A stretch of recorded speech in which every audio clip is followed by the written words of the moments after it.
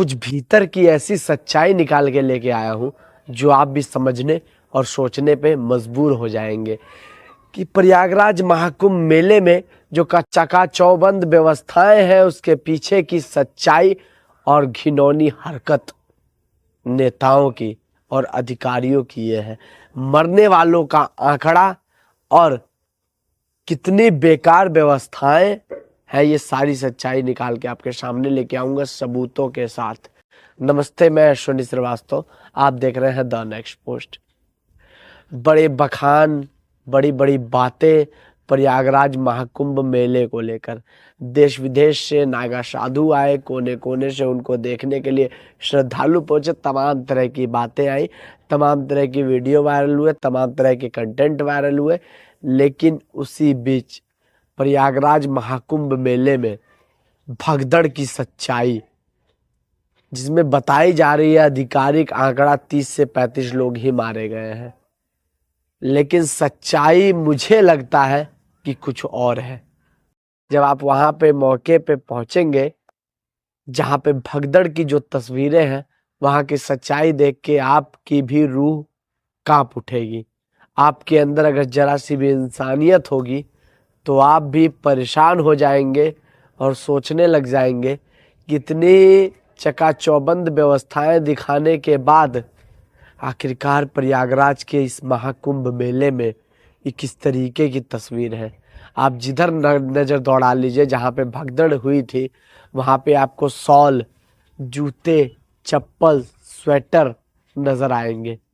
उन मासूम बच्चों की कपड़े नज़र आएंगे, उन बुजुर्ग महिलाओं के कपड़े नज़र आएंगे, जो अपने आप में एक बहुत ही बड़ा भयावह तस्वीर है। हाथ जोड़ के आप लोग से विनती करना चाहूँगा, अगर आप लोग सोच रहे हैं कि प्रयागराज के महाकुंभ मेले में जाने के लिए, तो जरा सा ठहर जाइए, रुक जाइए, मत जाइए। नहीं तो आपके साथ किस तरीके की अनहोनी हो जाएगी, अनहोनी कभी बता के नहीं आती किसी के लिए, और अनहोनी इस तरीके से हो जाएगी कि आपने सोचा नहीं होगा। मैं काफी लंबे समय प्रयागराज महाकुंभ मेले में रह के आया, लेकिन इतनी दयनीय तस्वीर कि लोगों के लिए पैर रखने की जगह नहीं है। और इसका सबसे बड़ा कारण पता है आपका क्या है? सबसे बड़ा कारण वहां पे वीआईपी कल्चर जो नेताओं और अधिकारियों के सह पे हो रहा है। कह तो दिया जा रहा है कि वीआईपी कल्चर नहीं आजमाया जा रहा है, लेकिन ऐसा तस्वीर देखिए आपको, इस मुंडी मुंडी मुंडी मुंडी सिर्फ सर के बीच में जो लोगों के, आपको एक गाड़ी का काफिला जाता हुआ नजर आ रहा होगा। तो ये वीआईपी कल्चर नहीं है तो क्या है?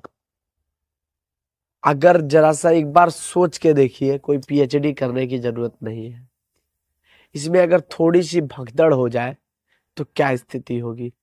आखिरकार ये जो गाड़ी का काफिला है, जो नेता मंत्री अधिकारियों का काफिला है, ये कैसे प्रयागराज के महाकुंभ मेले के अंदर घुस गया? ये जरा सा आपने सोचा? ये बस लापरवाही है और आंकड़े को वाकई में सरासर छुपाने की कोशिश की गई है। अभी आज ही से कुछ दिन पहले एक पत्रकार बंधु गए थे, उस आंकड़े को दिखाने की कोशिश किए, लेकिन उनको धक्के मार के वहां से भगाया गया। और वो कोई आम पत्रकार नहीं, एक नेशनल चैनल, बहुत बड़े चैनल का पत्रकार था। अब जरा सा सोचिए, इस आंकड़े को छुपाने के लिए कितना नीचे तक ये सत्ताधारी गिर जा रहे हैं, और इनके चेहरे पे जरा सी सिकन नहीं है, जरा सा शर्म नहीं है कि आखिरकार हम कर क्या रहे हैं। भैया, आंकड़ा क्यों छुपाना? आंकड़ा लोगों के सामने लेके आओ ना। जिस तरीके से आप दिखा रहे हैं कि हमने बहुत लग्जरीज व्यवस्था की है, माना कि आपने व्यवस्थाएं की हैं, लेकिन ये यहाँ पे वीआईपी कल्चर को क्यों अपनाया जा रहा है? नेता मंत्री नहाने आएंगे तो क्या उनके पीछे गाड़ियों का काफिला लग जाएगा? इससे सवाल कौन करेगा? आम जनता ही सवाल करेगी, हम सवाल करेंगे, क्योंकि हमारे टैक्स के पैसे की कमाई से उस प्रयागराज के महाकुंभ मेले में पैसा झोंका गया है।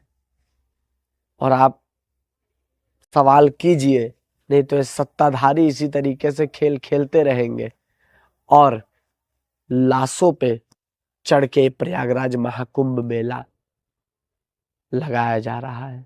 जरा एक तस्वीर मैं आपको दिखा रही हूँ, उसको भीड़ है, इतनी भीड़ में ये गाड़ियाँ निकल रही हैं, गाड़ियों में कुछ वीआईपी बैठे हुए हैं। ये देखिए, मतलब ये जो कल्चर है वीआईपी कल्चर, ये देखिए इतनी भीड़ है, जहाँ जाएगी नज़र जाएगी लोगों की भीड़ है। और ये वीआईपी गाड़ियों का काफिला निकल रहा है, कोई परवाह नहीं है, कोई चिंता नहीं है। लोग पैदल चल रहे हैं, अंधाधुंध चल रहे हैं, लेकिन ये हॉर्न बजाते हुए गाड़ियाँ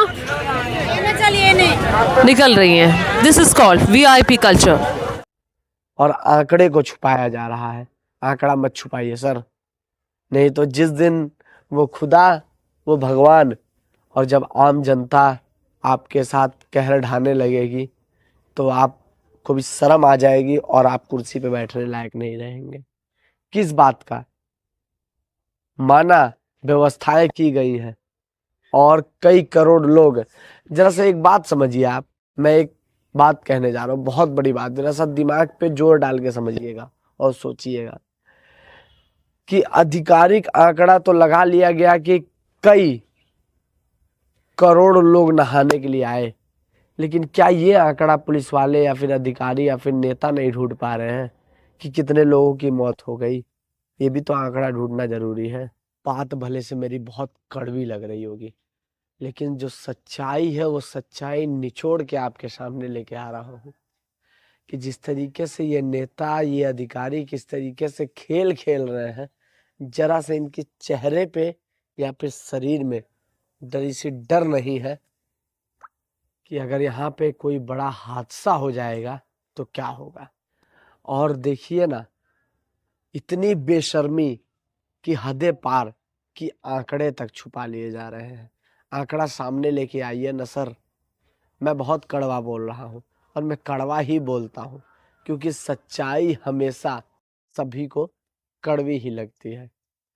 और बड़े बड़े टीवी चैनल, बड़े बड़े अखबार ने ये बता दिया साहब कि कितनी चकाचौबंद व्यवस्थाएं हैं। जरा सी सच्चाई दिखाइए ना वहाँ पे जाके। मैं अपनी खुद की बात कर रहा हूँ। जब मैं वहाँ पहुँचा तो मैंने वहाँ पे अच्छी चीज़ें भी दिखाई कि कितनी तरीके से कितनी अच्छी व्यवस्थाएं हैं, और मैंने ये भी दिखाया कि क्या वहाँ पे दिक्कत है। और जब मैं व्यवस्थाएं अच्छी दिखा रहा था तब पीछे से लोग आ रहे थे, कह रहे थे बहुत अच्छी व्यवस्थाएं हैं, बहुत अच्छी व्यवस्थाएं हैं। अब जब थोड़ा सा मैं ट्रैक से थोड़ा सा चेंज हो रहा था और बता रहा था कि ये वहाँ पे व्यवस्थाएं गलत हैं, यहाँ पे इन व्यवस्थाओं को सुधारना चाहिए, तो कुछ लोग पीछे से आते थे और हम ही से भिड़ जाते थे और हम ही से लड़ाई करने लगते थे। मैं आपको कहानी बता रहा हूँ मौनी अमावस्या के रात की।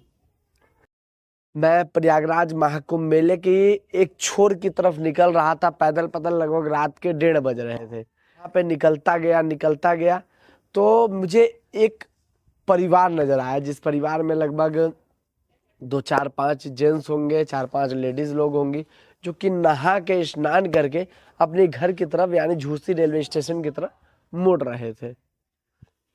अब उनके सिर पे लगभग मान के चलिए 25 से 30 किलो का बोरी की गट्ठर उन्होंने सिर पे रखा था। मैंने उनसे पूछा, क्या चाची इतने दूर, कितने दूर तक पैदल चल ली? चाची का जो जवाब था वो सुन के आप हैरान हो जाएंगे।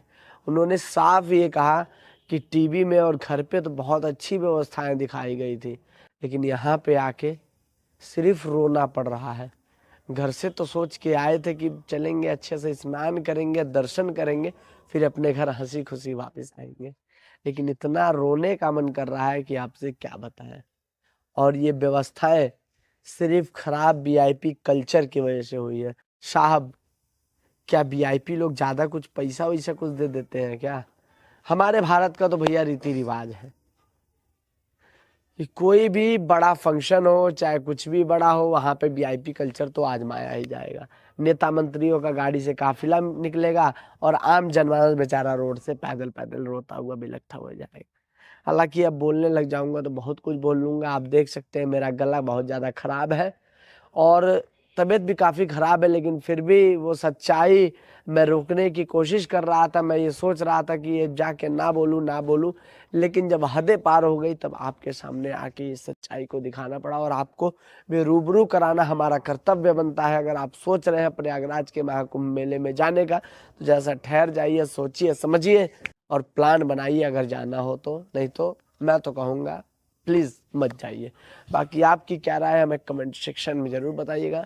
नमस्ते, मैं अश्विनी श्रीवास्तव, आप देख रहे थे दी नेक्स्ट पोस्ट।